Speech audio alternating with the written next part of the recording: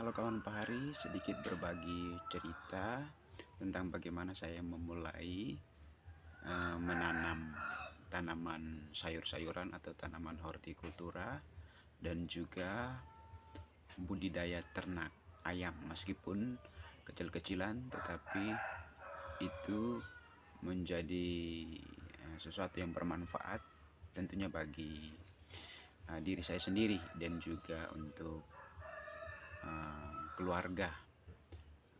Mengapa saya mengatakan demikian? Karena memang saya merasakan uh, manfaatnya. Jadi dari kita menanam sayur-sayuran dengan memanfaatkan lahan pekarangan rumah, kemudian selain memanfaatkan lahan pekarangan rumah untuk menanam tanaman sayur-sayuran, saya juga kemudian berpikir untuk membudidaya ternak, sehingga dari budidaya tanaman hortikultura itu kan kita butuh pupuk ya, pendukungnya untuk kesuburan tanaman. Itu jadi saya kemudian mengambil tindakan untuk budidaya ternak. Saya budidaya ternak ayam kampung. Itu dimulai dari yang kecil-kecilan bersama bapak mertua, dari pejantan 2 ekor dan indukan itu ada 14 ekor, dan sekarang menghasilkan begitu banyak. Yang kemudian itu sudah beberapa kali menghasilkan. Jadi seperti itu teman-teman sekalian, Bapak Ibu, kawan Bahari. Tentunya tidak menghasilkan begitu banyak, tetapi saya mau berbagi pengalaman tentang bagaimana manfaat yang saya terima dari yang selama ini sayur dibeli ya,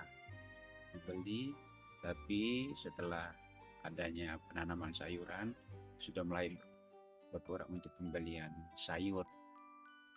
Kemudian memanfaatkan sumber daya alam yang ada, seperti kita memanfaatkan pangan-pangan lokal. Nah, ini kita budidaya menanam pepaya ya untuk pemenuhan kebutuhan pakan ayam. Itu kita sudah mulai penanaman dan ada juga pembibitan.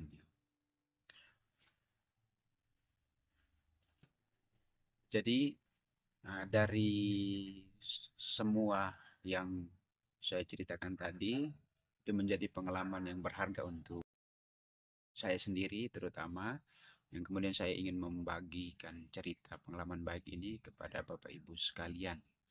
Harapan saya perlahan-lahan nanti menjadi usaha yang bisa menghasilkan, selain mengonsumsinya secara pribadi atau di dalam keluarga, itu juga bisa menghasilkan